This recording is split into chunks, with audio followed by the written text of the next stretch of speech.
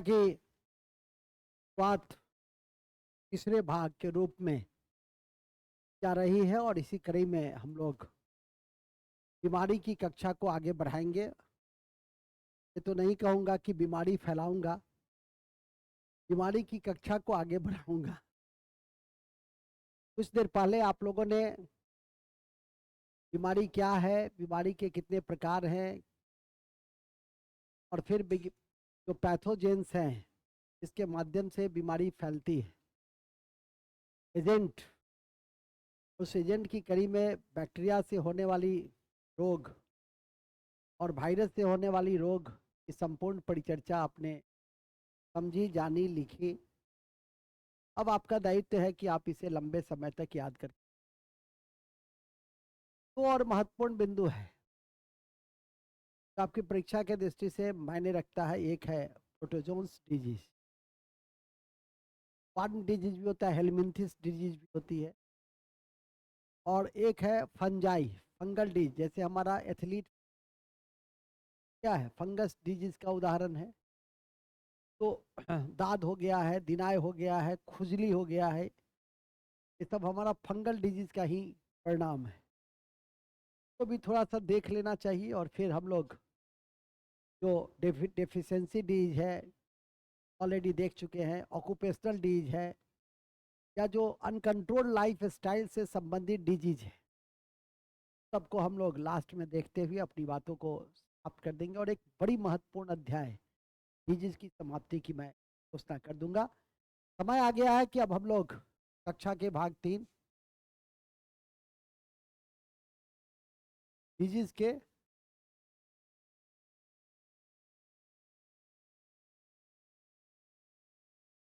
हम लोग प्रोटोजोन से होने वाली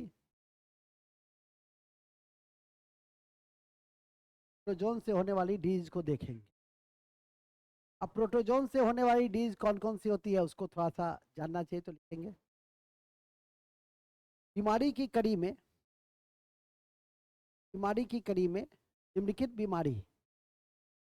निम्नलिखित बीमारी प्रोटोजोआ के द्वारा होती है।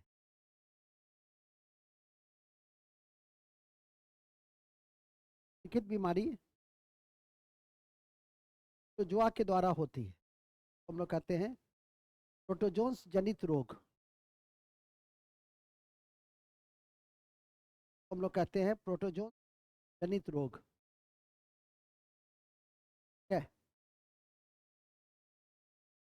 सबसे पहला और सबसे चर्चित है, और वह है आपका मलेरिया। देखिएगा, मलेरिया, मलेरिया, मलेरिया सबसे इंपॉर्टेंट है,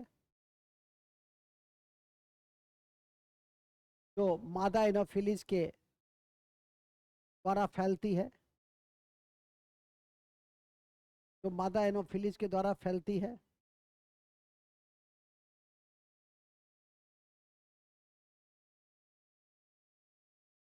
मादा एनोफिलिस के द्वारा फैलती है और इसका प्रोटोजोन्स प्लाज्मोडियम है। मलेरिया सबसे पहला है। मलेरिया के द्वारा फैलती है, फीमेल एनोफिलिज द्वारा फैलती है, द्वारा फैलती है। दूसरा है का प्रोटोजोन्स कौन सा है, प्लाज्मोडियम, प्लाज्मोडियम, प्लाज्मोडियम, प्लाज्मोडियम इसका प्रोटो। इसके प्रभावित अंग कौन से? प्रभावित अंग होते हैं स्प्लीन या आरबीसी। लिख देंगे अफेक्टेड ऑर्गन, प्रभावित अंग, प्रभावित आरबीसी, स्प्लीन। स्प्लीन का नाम तो सुना ही होगा, blood bank of the body है। आरबीसी का कब्रगाह है, ब्लड बैंक ऑफ बॉडी कहते हैं उसको। तो हर संभव स्थिति में याद करके रखना है। बीमारी को खोजा था किसने, वो भी आप लोग को याद है ही, बताया हूं जस्ट, रोनाल्ड रॉस। तो चौथे पॉइंट में लिखेंगे कि रोनाल्ड रॉस ने जब बताया कि यह बीमारी मादा एनोफिलीज से फैलती है, बताया कि यह बीमारी मादा एनोफिलीज से फैलती है, मादा एनोफिलीज से फैलती है। ठीक है, जब बताया कि यह बीमारी मादा एनोफिलीज से फैलती है। अब आइए इसका ट्रीटमेंट क्या होता है। ये तो रोनाल्ड रॉस वहीं गया, रोनाल्ड रॉस ने इसको के विषय में बताया। के बाद का ट्रीटमेंट, का ट्रीटमेंट क्या है, लक्षण तो जानते ही हैं। मलेरिया में हाई फीवर रहता है, हाई फीवर है ना, अचानक से समझिए मलेरिया है, बहुत तेज और जल्दी उतरता नहीं है तो समझिए मलेरिया है। वैसा नहीं कि मलेरिया है दवा चलाना शुरू कर दीजिए। इस जानकारी के लिए डॉक्टर साहब से संपर्क कीजिए www.doctor.com। हाँ, बड़ा संभल के हम बीमारी पर आते हैं, नहीं तो थोड़ा सा वाले हमारे मित्र थे डॉक्टर, अभी भी है, डॉक्टर पंकज मोहन, डॉक्टर मणिशंकर वगैरह, तो जब क्लिनिक खोले थे तब फोन करता था कि और ना यार कुछ देर बैठो ना, पेशेंट नहीं आता है। हाँ हाँ, आज ये हाल है कि जिंदगी अपनी नहीं रही। ठीक है, तो जाके 2-2 घंटा 3-3 घंटा बैठते थे। ठीक है, सर पे बैठते थे कि जो पेशेंट आएगा साथ में उसका बात होना चाहिए, तब सर्च पे बैठते थे। तो इसीलिए कहता था कि 2-3 दोस्तों को कि इससे लगे कि नहीं क्लिनिक में लोग आ रहे हैं। खैर हम लोग के पास भी समय हुआ करता था, तो देखता था तो बहुत सारा, मान लिया आप 2-4 महीना बैठे, 6 महीना बैठे, 2-4 पेशेंट भी देखा सब दिन, तो बहुत सारा आइडिया हो गया कि अच्छा अच्छा अच्छा जैसे हुआ कहीं नहीं, हम लोग बेवकूफ़ की तरह उस दवा लिखता रहेगा, देखते रहेंगे तो कैसे आंख देखा, कैसे नाक देखा, कैसे क्या क्या देखा, सब चीज़ को ध्यान में करके रखते थे। तो वही मैं कहा भी आपको, तो शुरू में तो बहुत सारी चीज़ बताते थे, लेकिन अब नहीं बताते हैं क्योंकि लड़का सब ट्रीटमेंट, एक दिन जब 1:30 बजे रात में उठा के पूछा कि सर भाई के बहुत बुखार है, कौन दवा दे दिया, उसके बाद हम ना अब ये अति हो गया। ठीक है कि नहीं, हम कह रहे यार डॉक्टर के पास जाओगे, किस कान से बुखार है नहीं है, बताएगा कि हम बताएंगे। चलिए खैर, तो हाई फीवर होता है। अब आइए ट्रीटमेंट क्या है, कुनेन, कुनेन ट्रीटमेंट क्या है, कुनोन बता भी रहे थे, से बनता है ये, कोना के भी चर्चा भी चल रही थी, कोना के छाल से बनता है। ठीक है, तिनकोना के छाल से बनता है। कोना सबसे अधिक कहाँ है, कोना सबसे अधिक केरल में मिलता, केरल, और विश्व में इंडोनेशिया,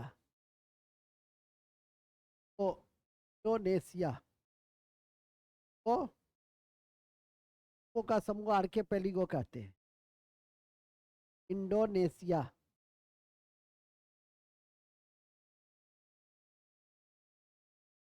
ऐसा देश जहां सबसे अधिक मुसलमान और रामायण का मंचन होता है, लोक मंचन, अभी भी रामायण के पात्र पर उस देश में कई स्थल है, का धर्म खतरे में नहीं पड़ता है। क्योंकि नहीं, ये सब हम लोग के देश में ही खतरे में होने लगते हैं। क्योंकि नहीं, बात समझ में आ गई कि नहीं, चाहिए क्या है कि मैंने एशिया से हम लोग को सीखना चाहिए कई चीज। आज भी उसका जो एयरलाइंस वगैरह है, वो पुराने जो नाम है प्राचीन इतिहास के बिंदु पे, क्या नाम है उसके एयरलाइंस का, गरुड़। ठीक है कि नहीं, फिर अभी हम लोग रामायण का लोकमंचन होता है, वहां अभी भी सुबह के सत्र में लोग एक दूसरे को राम राम ही कहते हैं। हम लोग क्या, सोहेल अपने मोहल्ला में किसी को राम राम कह देगा, उसको मोहल्ला से निकाल बाहर कर देगा, क्या तुम्हारा धर्म खतरे में पड़ गया? लेकिन इतना धर्म कमजोर क्यों हो गया कि भाई खतरे में पड़ जाएगा? धर्म को मजबूत बनाइए, या विधि को मजबूत बनाइए। आपके बगल से कोई मूर्ति निकल जाएगी तो धर्म खतरे में पड़ जाएगा। निकलने तो सांप्रदायिक सौहार्द का जो दृष्टिकोण है उसको बना के रखो, मिलके रहो, रहना है फिर उसी के साथ। ऐसा भी नहीं कि रहना है अलग से हमको, एक ही मोहल्ला में रहते हैं तो रहना तो उसी के साथ। घर में पत्नी से झगड़ा करके कितना दिन रह पाओगे? नहीं रह पाओगे। पत्नी पति से झगड़ा करके रह पाएगी? पहले बता दो। हाँ, यदि सोच लियो कुछ अलग तब तो कोई बात ही नहीं है, तब तो खैर स्वतंत्र हो सोचने के लिए। चलिए खैर, मूल बिंदु पे आ जाइए। तो इनको पहले मलेरिया को समझ लो, तो मलेरिया समझ में आ गई ना। इसके बाद आ जाइए, रोनाल्ड रॉस वगैरह हो ही गया, दबा हुआ हो ही गया। हाँ, सबसे पहले हमने आज़ादी के बाद मलेरिया कार्यक्रम ही चलाया, उन्मूलन कार्यक्रम 1955 से चल रहा है। और बायोलॉजिकल कंट्रोल भी हम लोग मलेरिया के लिए चला रहे हैं। बायोलॉजिकल कंट्रोल कैसे करेंगे? गैम्बूसिया मछली से। गैम्बूसिया मछली मच्छर को खा जाता है। दो बातें लिख लीजिए, लिख देंगे। 1955 से मलेरिया उन्मूलन कार्यक्रम चल रहे हैं।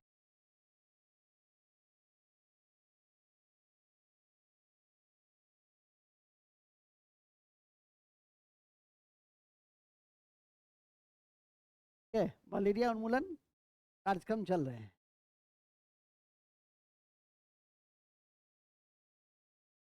कार्यक्रम चलाए जा रहे हैं और मच्छर के जैव नियंत्रण के लिए गैम्बूसिया का उपयोग किया जाता है। और मच्छर के कंट्रोल करने के लिए गैम्बूसिया का उपयोग किया जाता है। गैम्बूसिया, गैम्बूसिया बायो कंट्रोल में है। गैम्बूसिया बायो कंट्रोल क्या है? गैम्बूसिया। ठीक है, मलेरिया में इतनी बात पचा के रखो। कौन कौन सी बात? सबसे पहले प्लाज्मोडियम, दूसरा फीमेल एनोफिलीज से ट्रांसमिट होता है, तीसरा लीवर और स्प्लीन, प्रभावित अंग लीवर और स्प्लीन है। रोनाल्ड रॉस खोजा, दवा का नाम क्विनेन, गुना के छाल से बनता है। हाई फीवर है, ये सब तो है ही। और उससे भी अच्छा है कि इसका बायो कंट्रोल कैसे कर सकते हैं मलेरिया का? गैम्बूसिया से कर। इस तरह से इन सभी चीजों को आप कंट्रोल करके रख लीजिएगा तो कहीं कोई कठिनाई नहीं आएगी। इन शब्दों के साथ मलेरिया नियंत्रण, मलेरिया कार्यक्रम भी चला है। पहले मलेरिया इंस्पेक्टर का पोस्ट होता था, ठीक है कि नहीं? क्या कौन सा इंस्पेक्टर है? तो मलेरिया इंस्पेक्टर। ये क्या करता है भाई? तो मलेरिया का कंट्रोल कर, छिड़काव उड़काव की व्यवस्था करता था, दवा उवा देता था, यदि दवा उवा को नियंत्रण में रखता था कि उसके मूल्य बढ़े नहीं और मलेरिया हो तो सही लोगों को सही दवा मिल जाए। तो यही सब उसका काम था। अब तो पद पद भी समाप्त हो गया क्योंकि मलेरिया बहुत हद तक नियंत्रण में कर लिया। लेकिन के पॉइंट ऑफ व्यू से उसका बायो कंट्रोल गैम्बूसिया को याद रखना।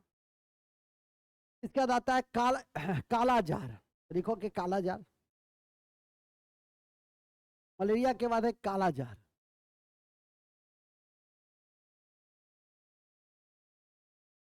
हाँ, उसको कंट्रोल कर खा लेगा। कारवा लिखा दे। तो जो याद रखना है गैम्बूसिया। गैम्बूसिया मछली है जो मच्छर के लार्वा को, खत्म हो गई बातें। याद क्या रखना है? लार्वा नहीं, लार्वा तो है ही। गैम्बूसिया मछली को याद रखना है, वो बायो कंट्रोल मेथड है। यूपीएससी आईएएस की परीक्षा में भी गैम्बूसिया पूछे, इतना महत्वपूर्ण है गैम्बूसिया।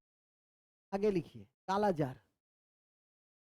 काला जार प्रोटोजोआ का नाम है लिस्मेनिया डोनोभानी। लिस्मेनिया डोनोभानी। काला जार, काला जार प्रोटोजोआ का क्या नाम है? लिस्मेनिया, लिस्मेनिया दोनों बानी, दोनों बानी फैलता कैसे है? स्प्रेड, कैसे फैलता है? सैंड फ्लाई के काटने। सैंड फ्लाई मक्खी है, सैंड फ्लाई मक्खी से फैलता है। कौन? कालाजार। तो जैसे आप फीमेल में एनोफिलीज याद रखे हैं, उसी तरह से सैंड फ्लाई याद रखिए। इसी तरह से क्या याद रखना है? सैंड फ्लाई याद रखिएगा, ठीक है। प्रभावित अंग लिख दीजिए। हाँ, क्लीन, क्लीन और क्लीन और अस्थि मज्जा। हम्म,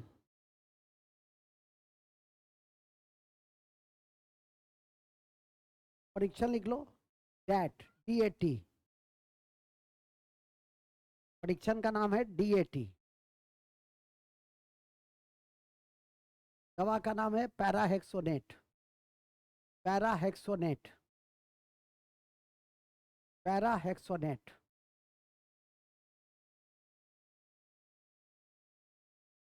ठीक है। पैरा, दवा भी लिख लिया, लेकिन बिना चिकित्सक से पूछे हुए कोई दवा का उपयोग नहीं करेगा, कहता करेगा नहीं करेगा, ठीक है। तीसरा, एक अभी थोड़ी देर पहले बता भी रहे थे, स्लीपिंग सिकनेस। इसमें व्यक्ति हमेशा, हाँ हाँ, बात भी करता रहेगा ना, सोता रहेगा। जैसे कहाँ गया ये, अब इसके आंखों से नींद चली गई। सर्टेन टाइम में पूरा आंख नींद से भरा हुआ था, ठीक है कि नहीं। मूल बिंदु पे आ जाइए। तो एक है स्लीपिंग सिकनेस, इसका प्रोटोजोन्स है लिस्मेनिया डोनोवानी, और जो फैलता है किससे? सीसी फ्लाई मक्खी से। ये जैसे सैंड फ्लाई याद रखते हैं, उसे सीसी फ्लाई याद रखिएगा। देखिए, प्रोटोजोन्स का नाम है स्लीपिंग सिकनेस। अच्छा, इसमें सब चीज लिख ली है ना? इसमें अंग कौन सा लिखे थे? तीन और अस्थि मज्जा, और और कुछ लिखे थे? टेस्ट और दवा, पैरा एक्सोनेट, और कुछ लिखे थे? और तो सब ठीक है। कालाजार मतलब ब्लैक फीवर, शायद लिखे हैं आज। ओके, चलिए। क्या है जी? निद्रा रोग। हाँ, तो कभी कभी पसीना को भी नहीं ना होता है, चलो ठीक है। निद्रा रोग, निद्रा रोग में इसका प्रोटोजोन्स कौन सा है? तो लिखेंगे कौन सा है? टिप्नोसोमा गैम्बियन, टिप्नो, टिप्नोसोमा। नाम सब थोड़ा कठिन है, एक ही याद रखना, टिप्नोसोमा। हम तो सब लिखा देते हैं गैम्बियंस, लेकिन आप लोग टिप्नोसोमा लिस्मेनिया नहीं समझे? प्लाज्मोडियम, जैसे एक एक लाइन है उसको याद कर लीजिए तो काम चल जाएगा। टिप्नोसोमा गैम्बियन फैलता किससे है? ट्रांसमिशन, फैलाव का कारण। फ्लाई, इसको सीसी फ्लाई कहते हैं। फ्लाई, ठीक है। क्या एक्शन इसमें क्या होता है, क्या प्रभावित हो जाता है? ब्रेन, लिखेंगे एक्शन में, लिख दीजिए प्रभावित अंग ब्रेन और लिम्फ गांठ, और लिम्फ गांठ। दवा का नाम लिख दो, सुरामीन। दवा का नाम सुरामीन, दवा का नाम सुरामीन। पूछेगा तो इसी 3 में से पूछ ले। अब एक दो और जो लिखा दे रहे हैं कॉपी भरने के लिए, कि आपको लगेगा कि मेरी कॉपी सर्वश्रेष्ठ कॉपी है। सिर्फ कॉपी भरने के लिए हम पेचिस, पायरिया, ये सबको लिखा दे रहे हैं, लेकिन याद क्या रखना है? तो दवा का नाम भी लिख दिए हैं। दवा का क्या नाम था जी? विटामिन, लेकिन तो देना नहीं है दवा। तो बस याद रखने के लिए बता ही दिए कि प्रोटोजोन्स याद रखिए, फैलाव याद रखिए, इसके माध्यम से फैलता है।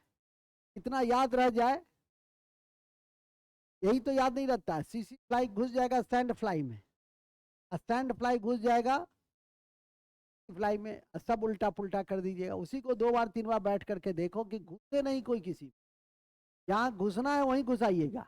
ऐसा नहीं कि पुल्टा उल्टा सुल्टा कर दीजिएगा फिर माथा पीटिएगा कि गलती से सर फ्लाई की जगह सैंड फ्लाई मार दिए, और फीमेल एनोफिलीज की जगह हम क्यूलेक्स मार।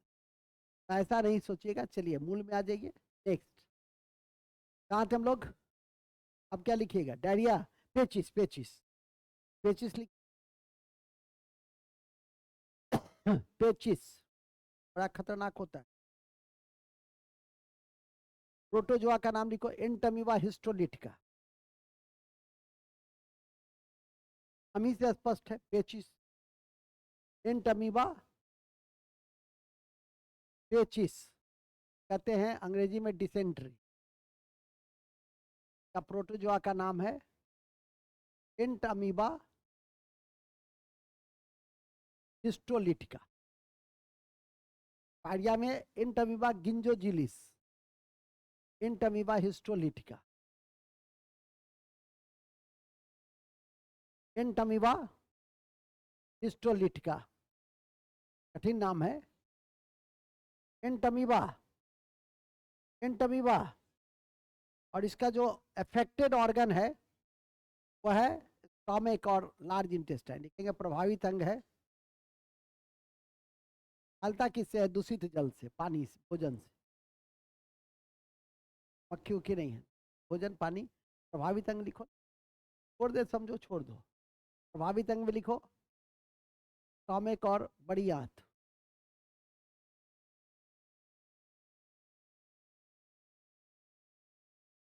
एक्शन क्या है? पाकिस्तान से आओगे, बैठोगे घर पे कुर्सी पे, अब फिर जाने का मन हो जाएगा पाकिस्तान, फिर सोचोगे नेपाल थोड़ा चले जाए, फिर सोचोगे मतलब ये अच्छा, वहां रहोगे, भूटान में रहोगे तो मन करेगा इंडिया में आ जाए, इंडिया में बैठ के फिर मन करेगा कि अच्छा भूटान हो गया तो अब पाकिस्तान चले जाए। तो वो जो है यही आपका पेचिस है, कि हमेशा आपको इस तरह का लक्षण बैठने नहीं देगा तुमको। ठीक है कि नहीं?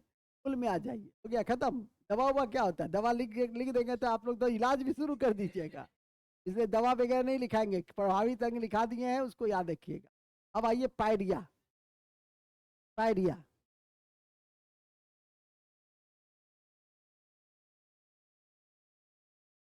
में क्या लिखे हैं?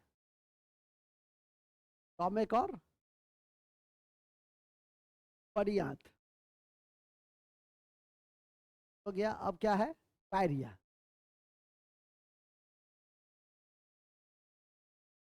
प्रोटोजोन्स है एंटमीबा, इंजी, इंजी गेलिस। अंग कौन सा प्रभावित होता है इसका? मसूड़ा लिखेंगे। इसके महत्वपूर्ण अंग प्रभावित होते हैं, माउथ, मसूड़ा, मसूड़ा। दवा हुआ तो हुई, दवा तो लिखाएंगे नहीं, क्या करोगे दवा के साथ? हो गया। अब आ जाइए, ऐसी बीमारी है तो कृमि रोग कहते हैं। प्रोटोजोन्स बीमारी में इतनी बीमारी है, कौन कौन सी? पहली, दूसरी, तीसरी, चौथी। पहला, दूसरा, तीसरा, चौथा, पांचवा, पहला, दूसरा, तीसरा, चौथा, पांचवा। ठीक है, अब कृमि से होने वाले रोग।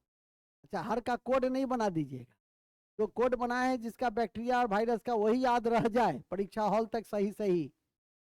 ये तो पो को क्या कीजिएगा, पो चला जाएगा पो करने, वो सब उल्टा पुल्टा कर दीजिएगा। इसलिए जितना लिखा दिया ये सर है कि सर अपने से कोड बना ले प्रोटोजोन्स वाला, तो सब क्या हो जाएगा। इसलिए जिसमें जितना कोड है उतना ही याद रखो। ये तो ऐसे भी आसान है, कालाजार, sleeping sickness, malaria, पेचिस, diarrhoea.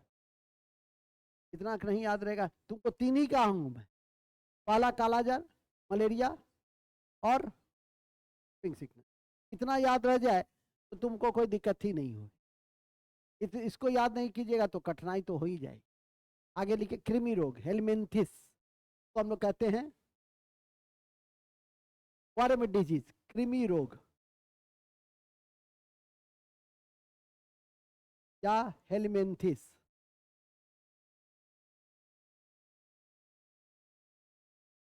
Helminths, चलिए हेलमिंथिस रोग चार है ही। निम्नलिखित महत्वपूर्ण हेलमिंथिस रोग, पहला एस्केरिस, एस्केरिस, एस्केरिस तो राउंड वर्म से होता है, तो राउंड वर्म से होता है, तो राउंड वर्म से होता है, गोल कृमि से होता है, तो राउंड वर्म से होता है। ठीक है, और यह इंटेस्टाइन को प्रभावित, आंत को प्रभावित कर देती, या आंत को प्रभावित कर देती,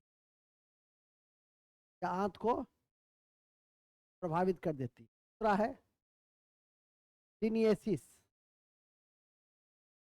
टीनिएसिस, पहला क्या था, एस्केरिस,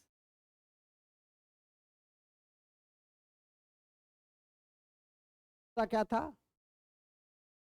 टीनिएसिस,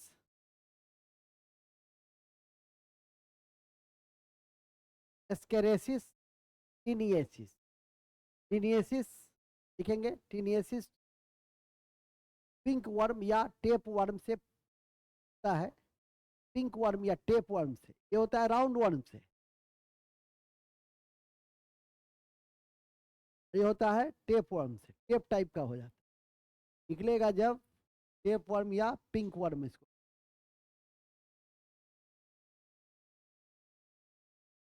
टीनिएसिस प्रभावित क्या होता है इससे, देखिए स्टोमिक, कुछ भी होगा, कोई वर्म रहेगा प्रभावित किसको करेगा, स्टोमिक को ही। प्रभावित अंग स्टोमिक, प्रभावित अंग स्टोमिक, प्रभावित अंग स्टोमिक। अब तीसरा है हाथी पांव, हाथी पांव, हाथी पांव। इसका जो हेलिमेंथिस या कृमि रोग है, ये है उचेरिया, उचेरिया ब्रोनकॉफ्टाई, ब्रोनकॉफ्टाई, उचेरिया ब्रोनकॉफ्टाई, उचेरिया ब्रोनकॉफ्टाई। और इसका वेक्टर है टूलेक्स मॉस्किटो, इसका वेक्टर है जिससे फैलता है टूलेक्स, आई भी थे, मॉस्किटो। लक्षण क्या हो जाता है, पैर जो है हाथी की तरह का हो जाता है, पैर किस तरह का हो जाता है, हाथी की तरह हो जाता है। प्रभावित अंग क्या है, लेग, प्रभावित अंग क्या है इसका, टांग। नहीं पूछना कि सर बाया टांग की दाया टांग, तो पूछने के नाम पे कुछ ही देता है, इसका तो हम घबरा जाते हैं कि भाई अब तो डॉक्टर से पूछे। यार बायां टांग ज्यादा प्रभावित होता है कि दायां टांग ज्यादा प्रभावित होता है? जो बात जानना है वो यही जानना है, बुचेरिया ब्रोंकाइटिस क्यूलेक्स मॉस्किटो पैर भारी हो जाता है, हाथी के समान भारी हो जाता है, बस। ठीक है कि नहीं? कहते हैं ना कुतुबुद्दीन ऐबक का, जब कुतुबुद्दीन ऐबक चौगान खेलते हुए लाहौर में गिरकर मर गया 1210 में, एक लड़का पूछा हमसे बहुत पहले, 20 साल पहले, कि सर एक क्वेश्चन है। हम कहाँ पूछी, समझिए क्या पूछेगा ये बच्चा सब। कहता है कि सर वो जो गिरा तो बाएं गिरा कि दाएं गिरा? हम घबरा गए, हम कहें कि अब तुम पूछोगे कि सर इसका इलाज कैसे हुआ, कौन सा मेडिसिन चला? जब हाल कुछ भी पूछ लेता है कि बाया गिरा कि दाया गिरा। तो पूछने की चीज होती है, जो मूल चीज है वो तो याद रहेगा नहीं। चौगान खेलते हुए कौन सा दिल्ली सल्तनत का सुल्तान, हालांकि वो सुल्तान की उपाधि नहीं लिया था, ठीक है कि नहीं, सुल्तान की उपाधि लेने वाला पहला दिल्ली सल्तनत का शासक था इल्तुतमिश, जिसे दिल्ली सल्तनत का वास्तविक संस्थापक कहा जाता है। वो तो याद रखेगा नहीं, तो बाएं गिरा कि दाएं गिरा, ठीक है कि नहीं। और कौन डॉक्टर इलाज किया, इसके बाद का था क्वेश्चन, लेकिन वो बेचारा समझ गया कि इसके बाद नहीं पूछना चाहिए, छोड़ दिया। तो उसी तरह से तुम लोग भी पूछेगा कि सर बायां पैर अधिक फूल जाता है कि दायां पैर अधिक फूल जाता है, ठीक है कि नहीं। कल मेरी बेटी पर हमसे पूछी कि क्यूलेक्स मच्छर या कोई मच्छर जो मादा और नर है, फीमेल और मेल है, उसकी पहचान कैसे करेंगे डैडी? ये छोड़ी, अब तू गलत पथ पे जा रहा है, ठीक है कि नहीं। मतलब मतलब कि आजकल का बच्चा सब कितना खतरनाक बच्चा सब है। हालांकि इसको मैंने फिर बताया, लेकिन वो मेरे जवाब से संतुष्ट नहीं हुई। आगे लिखिए, चलिए ठीक।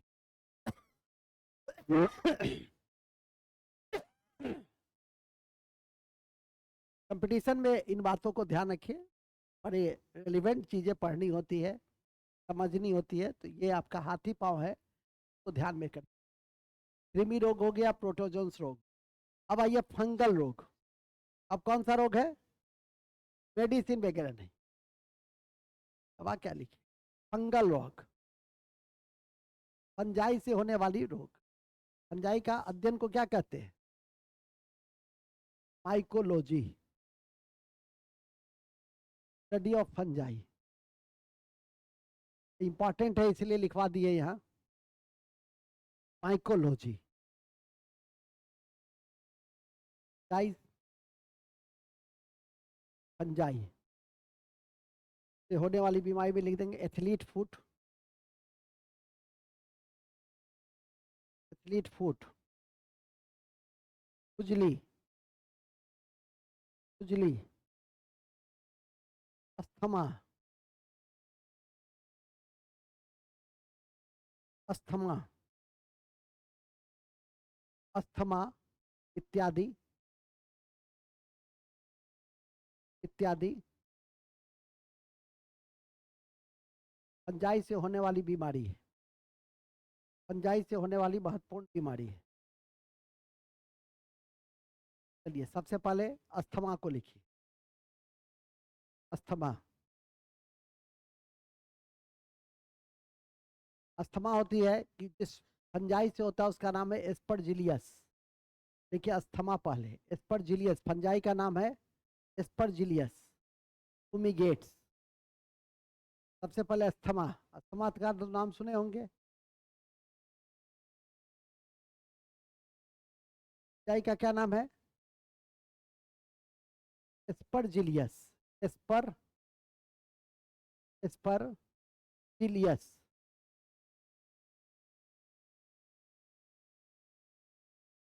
एस्परजिलियस, एस्परजिलियस, तो याद रखिएगा। अस्थमा फैलता है वायु से, भी लिख दीजिए।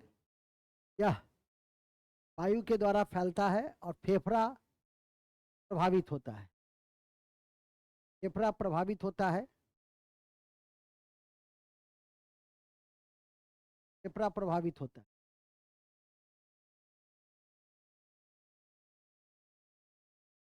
ठीक है। से दिक्कत होती है इसके सांस लेने में। और जो टेस्ट होता है उसके टेस्ट का नाम है स्पायरोमेट्री। लिख देंगे टेस्ट का नाम स्पायरोमेट्री। टेस्ट का नाम टेस्ट का नाम स्पायरोमेट्री है। अंग कौन सा प्रभावित है? फेफड़ा। और श्वसन अंग भी है।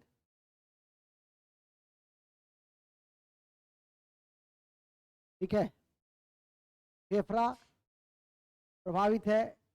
का टेस्ट का नाम याद रखिएगा, स्पायरोमेट्री है। इसमें एक दवा है एंड्रीनेसिन। एंड्रीनेसिन। हालांकि अब बहुत सारे टेक्नोलॉजी आ गए हैं के द्वारा सांस लेने में कठिनाई नहीं होती है। एक फूकना भी आता है उसमें, इनहेलर। और एक बार यदि फूक लीजिए 2 घंटे तक आपको कठिनाई नहीं होगी। पहले क्या था कि हर 5-10 मिनट या 2 सीढ़ी आगे बढ़ा तो फिर एक बार फूकना दिया। हाँ, लेकिन अब है कि उसमें थोड़ा सा अल्ट्रा टेक्नोलॉजी है तो जिसके कारण समस्या बहुत नहीं होती है। ध्यान रखिए, फिलहाल तो समस्या जब ही सांस की समस्या है तो समस्या तो होगी ही। ठीक है कि नहीं? तो ये आपका एड्रीनेसिन दवा का नाम लिख लो। एड्रीनेसिन, नेसिन, एड्रीनेसिन। एड्रीनेसिन दवा का नाम है एड्रीनेसिन। दवा एड्रीनेसिन।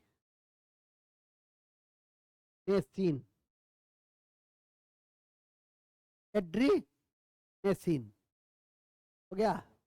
अब लिख लेंगे, नेक्स्ट है आपका खुजली। खुजली में क्या लिखना है? खुजली से त्वचा प्रभावित हो जाती है। एक लाइन लिख दो, खुजली से त्वचा प्रभावित हो जाती है।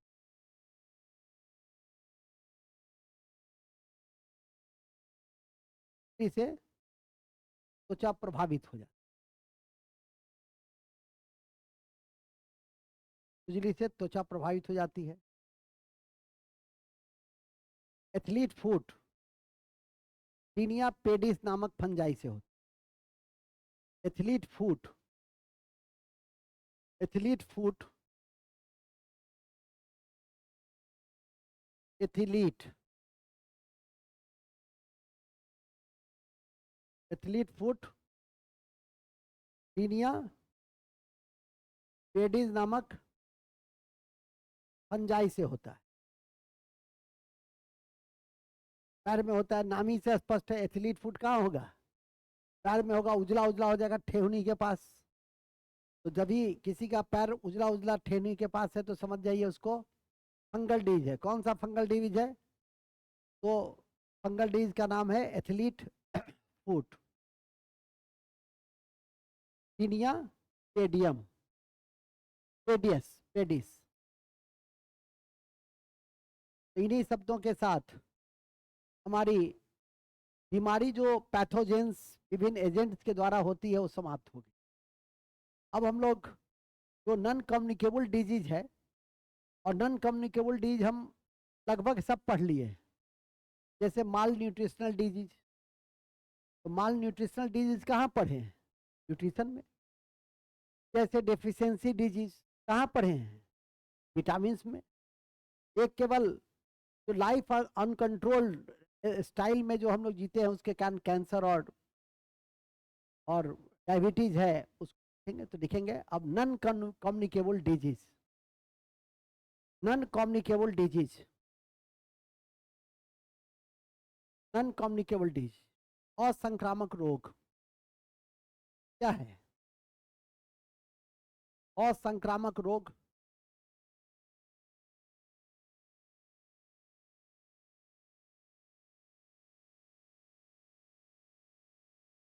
असंक्रामक रोग। ये असंक्रामक रोग है कि कई भाग में इसको हम लोग बांट के देखते हैं। सबसे पहले क्या देखते हैं? माल न्यूट्रिशनल रोग। माल न्यूट्रिशनल रोग कौन से होंगे? क्वासिकोर, मैरिस्मस, सब पढ़े हैं तो लिख दिए। जैसे क्वासिकोर, मैरिस्मस, क्वासिकोर मैरिस्मस, मेरेस्मस, ये माल न्यूट्रिशनल होगा। क्या होगा? ये माल न्यूट्रिशनल होगा। प्रोटीन डेफिशिएंसी से पढ़े हैं ना, प्रोटीन डेफिशिएंसी से मेरेस्मस और कल ही पढ़े हो, ये ज्यादा लिखने की जरूरत है नहीं। क्वासिकोर। एक्सेसिव न्यूट्रिशनल से बहुत न्यूट्रिशन ले लिए, कल बताए थे ना जी, कि बन जाएगा अंबानी का बेटा की तरह मोटापा। तो अधिक न्यूट्रिशन हो गया तो मोटापा, कम न्यूट्रिशन हुआ तो मेरेस्मस क्वासिकोर। तो याद रखिए, देखिए, अत्यधिक पोषण से मोटापा हो सकता, अत्यधिक कुपोषण से मोटापा हो, मोटापा।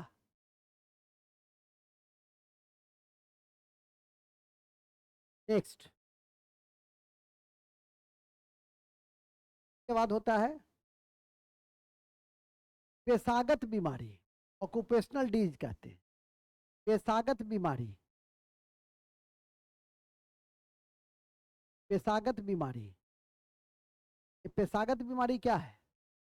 जैसे बायोनेसिया होती है, तो बायोनेसिया बीमारी कहाँ होता है? लंग्स प्रभावित हो जाता है। कपड़ा उद्योग में जो काम करने वाले कार्मिक होते हैं, यदि वो 10-20 साल लगातार काम कर लेता है तो उसका लंग्स अफेक्टेड हो जाता है, उसको बायोनेसिया कहते हैं। तो ये ऑक्यूपेशनल डिजीज है, एक ऐसा डिजीज है, यदि लोहा इंडस्ट्री में कोई काम करता है तो सिडोरोसिस होगा उसको। ये कैसा है? ये सब ऑक्यूपेशनल डिजीज का उदाहरण है, कि जो जिस पेशा में रहता है उससे भी बीमारी उत्पन्न हो जाती है। ठीक है कि नहीं? सेना, नौसेना वगैरह में काम करने वाले लोगों को लंग्स प्रभावित होता है, ऑक्सीजन की हमेशा कमी रहती है, उससे लंग्स अफेक्टेड हो जाता है। तो ये तो ऑक्यूपेशनल डिजीज है, जो ऑक्यूपेशन में वो जो ऑक्यूपेशन में रहने के कारण उत्पन्न होता है। लिख दीजिए, ऑक्यूपेशनल डिजीज हो गया। बीमारी है ऑक्यूपेशनल बीमारी, ऑक्यूपेशनल रोग, नाम से ही स्पष्ट है, पेशागत। जैसे कपड़ा उद्योग में बायोनोसिया, कपड़ा उद्योग में बायोनोसिया, बायोनोसिया, लंग्स प्रभावित, बायोनोसिया लंग प्रभावित,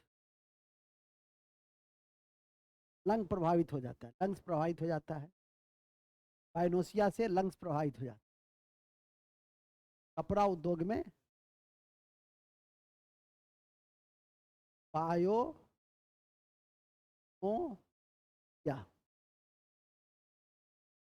प्रभावित क्या होता है? लंग्स, लंग्स प्रभावित होते। दूसरा, लोहा उद्योग में सिडोरोसिस, लोहा उद्योग में सिडोरोसिस, सिडोरोसिस। हाँ जी। दूसरा, सिलिका उद्योग में, मतलब बालू उद्योग में कोई काम करता है सर, सिलिकोसिस। बालू उद्योग में कोई काम करता है तो सिलिकोसिस, सिलिकोसिस लंग्स ही प्रभावित होता है, भी लंग्स ही प्रभावित होते हैं। क्या प्रभावित होते हैं? लंग्स ही प्रभावित होते। अब इसके बाद आता है deficiency disease, deficiency disease, deficiency रोग लिखेंगे। विटामिन और मिनरल्स की कमी से होने वाले रोग पढ़ चुके है ना। विटामिन और खनिज की कमी से होने वाले रोग, इसकी संपूर्ण व्याख्या हो चुकी है ना। एक आदमी से कहा है, हो चुकी है ना, लिखने की कोई आवश्यकता है नहीं। लिखने की कोई आवश्यकता है? ऑलरेडी सारी बीमारी हो चुकी। कोमल देख रही है कब हुई, कल नहीं आई थी तो हो गया ऑनलाइन की। ऑनलाइन बंद था तो इसे आना पड़ा। ठीक है, चलिए ठीक है। अब लास्ट है, और लास्ट है अनियंत्रित जीवन शैली से उत्पन्न रोग। लिख देंगे अनियंत्रित जीवन शैली से उत्पन्न रोग। अनियंत्रित जीवन शैली से उत्पन्न रोग जैसे कैंसर और डायबिटीज। जैसे कैंसर और डायबिटीज। जैसे कैंसर और डायबिटीज। कैंसर में दो तीन बातें याद रखिए। सबसे पहले कैंसर में कौन सा जीन जिम्मेवार है? ओंकोजीन। तो लिखेंगे कैंसर टिश्यू के असामान्य वृद्धि को कहते हैं। कैंसर कैंसर टिश्यू के असामान्य वृद्धि को कहते हैं। टिश्यू के असामान्य वृद्धि को कहते हैं। ये असामान्य वृद्धि को कहते हैं। पॉइंट नंबर 2, असामान्य वृद्धि को कहते हैं। इसके अध्ययन को ओंकोलॉजी कहते हैं। इसके अध्ययन को, इसके अध्ययन को, कैंसर के अध्ययन को ओंकोलॉजी कहते हैं। कैंसर के अध्ययन को ओंकोलॉजी कहते हैं। राहुल जी नहीं लिख रहे हैं क्या? लिख लिए हैं? वाह। कैंसर के अध्ययन को ओंकोलॉजी कहते हैं। इसके जिम्मेवार जीन को ओंकोजीन कहते हैं। के जिम्मेवार जीन को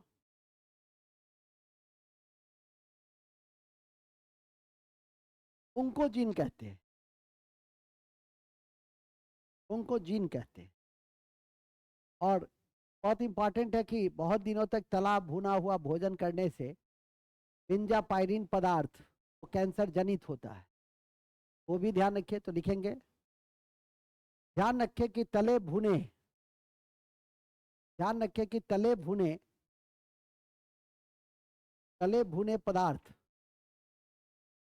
में बेंजापायरिन की उपस्थिति के कारण, तले भुने पदार्थ में, तले भुने पदार्थ में बेंजापायरिन की उपस्थिति के कारण कैंसर होने की संभावना बढ़ जाती है। कैंसर होने की संभावना बढ़ जाती है।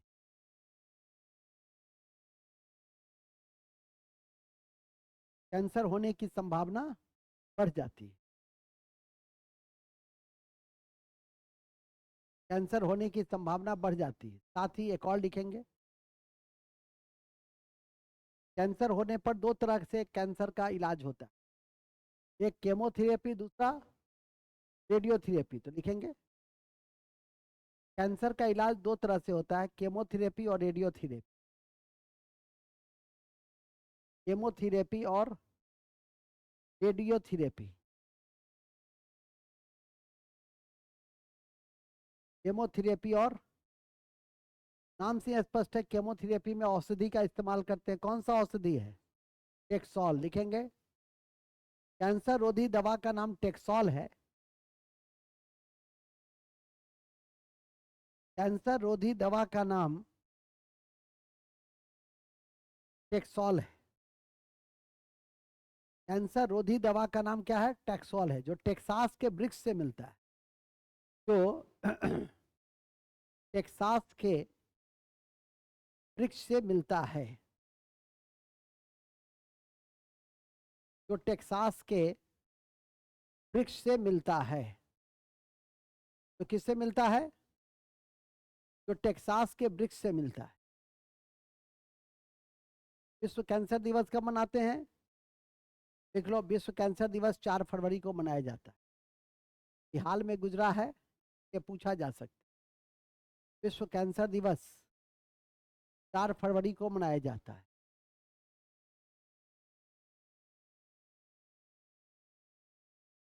विश्व कैंसर दिवस 4 फरवरी को मनाया जाता है। ठीक है। जीवन अनियंत्रित यदि हो शैली आपकी तो कैंसर, निकोटीन नहीं, निकोटीन मतलब कि तंबाकू के सेवन से आजकल तो माउथ कैंसर बहुत बढ़ गया है। ठीक है, माउथ कैंसर बढ़ गया, ब्रेस्ट कैंसर बढ़ गया है, क्योंकि आजकल की महिलाएं अपने बच्चों को अपना दूध नहीं पिलाती है, डब्बा का दूध पिलाती है। उसका इम्पैक्ट यह पड़ा कि समय काल में आपने देखा कि ब्रेस्ट कैंसर की संख्या लाखों में पहुंच गई। इस तरह से कई तरह के कैंसर की वेराइटीज आ गई है। फिलहाल हमें उससे आगे बढ़ना है। कैंसर का एक्सप्रेस चलता है हम लोग के। हम लोग इतने ज़्यादा रसायन युक्त भोजन करने लगे हैं, इंसेक्टिसाइड पेस्टिसाइड का, कि राजस्थान में कैंसर एक्सप्रेस ट्रेन चलता है। क्योंकि पंजाब के किसान अपने लिए जब भोजन बनाते हैं, मतलब ट्रेन रखते हैं, तो वो रसायन मुक्त करता है खेती, और मार्केट के लिए जब करता है तो रसायन युक्त करता है। ठीक है कि नहीं। और हमारे देखो 26,735 रुपया प्रति माह पंजाब का एक किसान परिवार कमाता है, आंदोलन कर रहा है। 7,642 रुपया बिहार का प्रति व्यक्ति किसान परिवार कमाता है प्रति। क्या चैन की नींद सोया है, कहता है हमरा की कमी है। संतोषम परम सुखम, जिंदगी आनंद में है, मजे के लिए काम कर रहा है। मैं कल भी कहा था कि आंदोलन की मांग सही हो या न हो ये तो अलग प्रश्न, आंदोलन करने का तरीका गलत है कि नहीं। और उससे भी ज्यादा तरीका गलत है सरकार के प्रतिरोध करने का। ये दोनों बिंदु पर हमें समझना होगा, नहीं तो इस तरह से आजकल के पॉलिटिकल पार्टीज गैर जिम्मेदाराना हरकत करते हैं।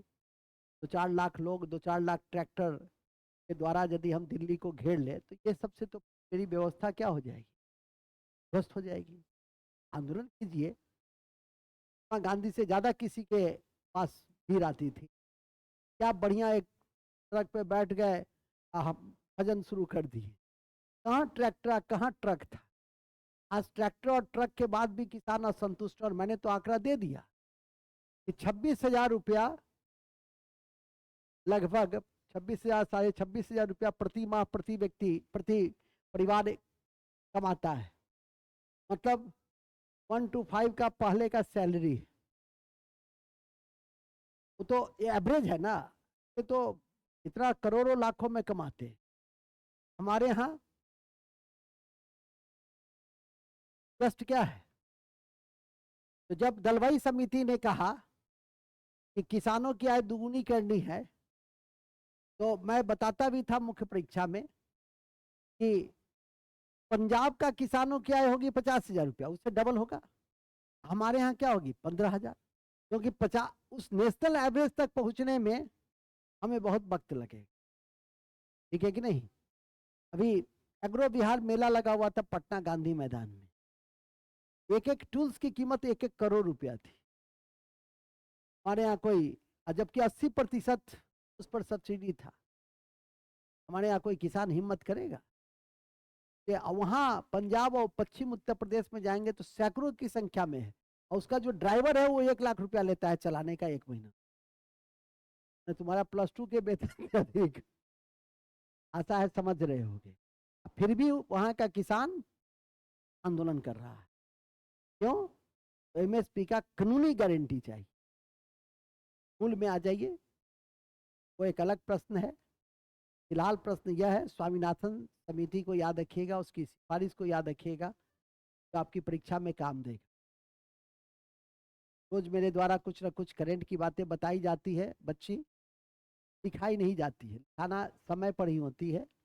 लेकिन ये जरूर मैं कहता हूं कि ज्ञानपीठ पुरस्कार कवि गुलजार और संस्कृत के प्रकांड विद्वान, मूर्धन्य विद्वान राम भद्राचार्य को दिया गया। और साहित्य का सर्वोच्च सम्मान यदि भारत का कोई है तो ज्ञानपीठ है, जिसकी शुरुआत 1965 से हुई थी।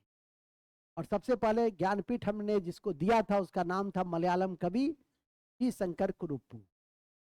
फिलहाल अभी हम लोग बायोलॉजी की कक्षा में हैं और बायोलॉजी की कक्षा में मैं देख रहा हूँ कैंसर के बाद डायबिटीज को, एक ऐसी बीमारी जिसकी संख्या तेजी से भारत में बढ़ रही। देखिए डायबिटीज,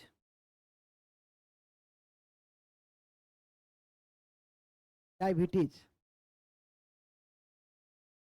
डायबिटीज क्या है? जब ब्लड शुगर की मात्रा बढ़ जाती है, ग्लूकोज की मात्रा ब्लड में जब बढ़ जाती है तो उसको क्या कहते हैं?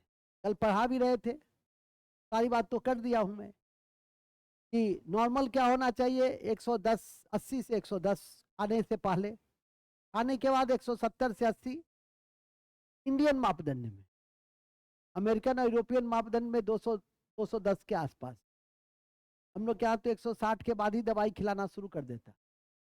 ये नहीं कि उसका पहले प्रिवेंटिव मेजर्स दे, भाई टहलिए, पहले भरपूर निद्रा लीजिए, काम का दबाव नहीं लीजिए, ठीक है कि नहीं।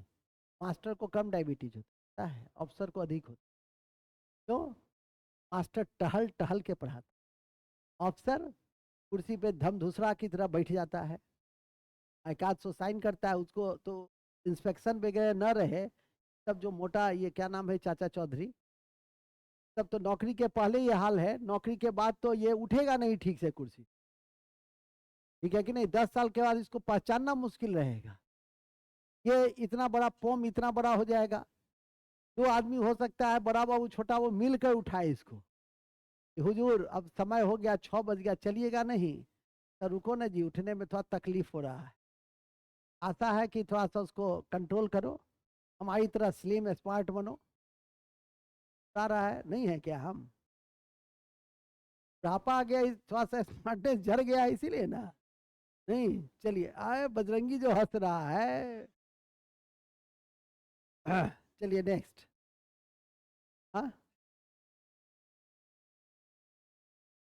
अभी भी 25 के लग रहे हैं। अरे इसको मिठाई उठाई खिलाओ यार, हम कह देते हैं कमलेश को, दो चार हाँ बुनिया उनिया और खिलाएगा इसको। चलिए ठीक है।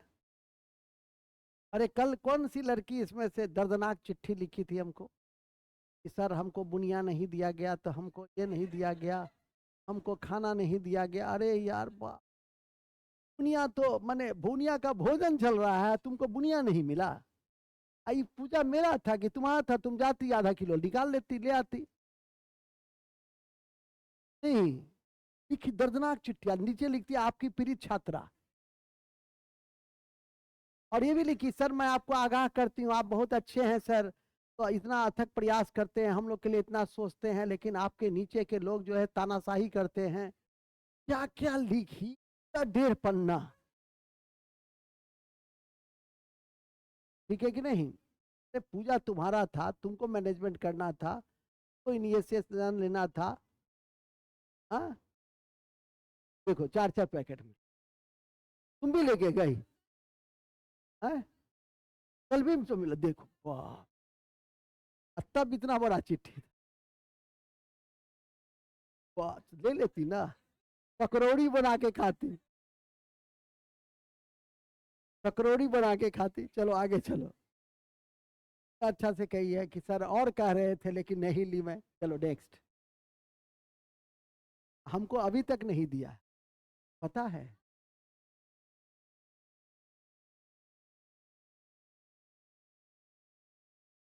चलो ठीक। हाँ, असल चिट्ठी तो हमको लिखना चाहिए था, अध्यक्ष के नाम, तुम लोग के नाम लिखना चाहिए था, इस तीनों के नाम, यही बुनिया वो पैकिंग की है, लिखते इस तीनों के नाम। मेरी इतनी खराब स्थिति थी कि तुमने हजारों पैकेट बनाया, क्या मैं इस बात का भी हकदार नहीं था कि उसमें से 1000 बुनिया मुझे प्राप्त हो? चलो नेक्स्ट, आगे बढ़ो।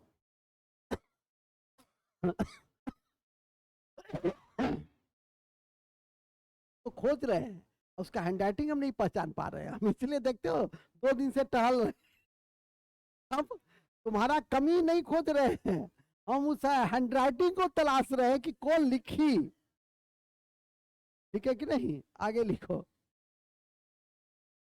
चलिए ठीक है, क्या लिखे, तुम लिखे थे, ये लिखा करो। हम लोग नहीं लिखना है तो जो क्वेश्चन देते हैं मेंस का उसको ना लिख के भेजो। आज तक मेंस का उसका एक क्वेश्चन नहीं आया, वो है बीपीएससी बैच की, तो हमको लग गया चूंकि उसके ग्रुप में आ रहा है बीपीएससी बैच है ना, वो नंबर जो होता है तो है बीपीएससी बैच की, तो है इसी में से कोई। हालांकि उसका नंबर सेव है, तहसीन का से तहसीन तो नहीं लिखी होगी क्योंकि अभी कह रही है कि सर आज भी मिल रहा है। चलिए ठीक है, कहाँ थे हम लोग, डायबिटीज। चलो डायबिटीज में क्या होता है सो सुनो, डायबिटीज में शुगर लेवल क्या होता है, बढ़ जाता है, लिखेंगे शुगर लेवल बढ़ जाता है,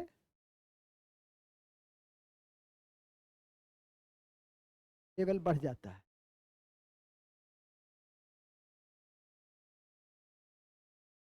अधिक बढ़ने से ग्लाइसीमिया, अधिक बढ़ने से ग्लाइसीमिया कल लिखे थे ना, ग्लाइसीमिया, और कम से हाइपरग्लाइसीमिया, अधिक से और कम से हाइपोग्लाइसीमिया होती,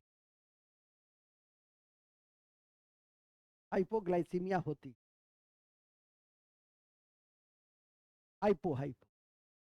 इससे प्रभावित अंग कौन सा है, वेरी गुड, इससे प्रभावित अंग किडनी, इससे प्रभावित अंग क्या है, किडनी। याद रखिएगा, यदि पेशाब में ग्लूकोज आए, गेन अधिक होगा, और जैसे ही आप वहां से निकलिएगा चारों तरफ घिर जाएगा, समझ जाइए किडनी इन्फेक्ट हो चुका है। ठीक है कि नहीं, होता है ना कई जगह, तो सार्वजनिक स्थल पे जाते हो, तब संबंधित व्यक्ति क्या है, उसका किडनी प्रभावित है, ये है। उसका उसका रोकने का क्या है, रोकने का या तो दवा है, तो दवा से क्योर नहीं हो सकता, तो क्योर का सबसे अच्छा मेथड है कि नियंत्रित खान पान कीजिए, और साथ में कहो ना नीचे रखेगा, चाय है ना, नीचे नीचे ऑफिस में रखो, छुट्टी दे रहे हैं 10 मिनट की, खान पान को नियंत्रित कीजिए, सुबह के समय में टहलिए, कार्य का दबाव नहीं लीजिए, ये उसके नियंत्रण का उपाय है। इन्हीं शब्दों के साथ इतनी बीमारी हम पढ़ा दिए हैं कि कोई बूस्टर बीमारी नहीं पड़ेगी। ठीक है कि नहीं, कोई बूस्टर बीमारी नहीं होगा, समय रहते चूंकि अन्य सिस्टम भी बाकी है, तो सिस्टम में भी बीमारी आप पढ़ेंगे। ठीक है कि नहीं, तो स्पष्ट है कि आप इतनी बातों को पहले याद करके रख लें, तो मैं समझता हूँ काफ़ी है, इसको सेव कर लो। और इन्हीं शब्दों के साथ हम बायोलॉजी के एक और कक्षा की समाप्ति की घोषणा कर दिए, और वह है डिजीज। संपूर्णता से डिजीज पढ़ लिए ना, जो 2 से 3 क्लास में होती है उसको आपने आज एक क्लास में संपूर्णता से पढ़ा।